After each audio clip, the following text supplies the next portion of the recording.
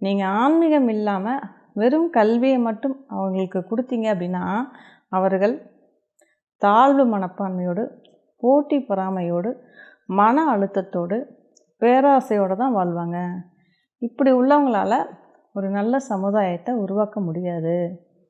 கல்வியோடு ஆன்மீகம் விதைக்கப்பட்ட குழந்தைகள் அவர்கள் வளரும்போது ஒரு அன்பான சமுதாயத்தையும், ஒரு அமைதியான சமுதாயத்தையும், ஒற்றுமையான சகோதரத்துவமான சமுதாயத்தையும் அவர்களால் உருவாக்க முடியும்.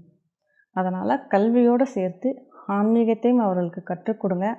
நீங்கள் உங்களுடைய குழந்தைங்களுக்கு கொடுக்குற உண்மையான செல்வம் எதுன்னு கேட்டிங்கன்னா ஆன்மீகம்தான். ஆன்மீகம்தான் அவளுடைய வாழ்வுக்கு அர்த்தத்தை கொடுக்கும்.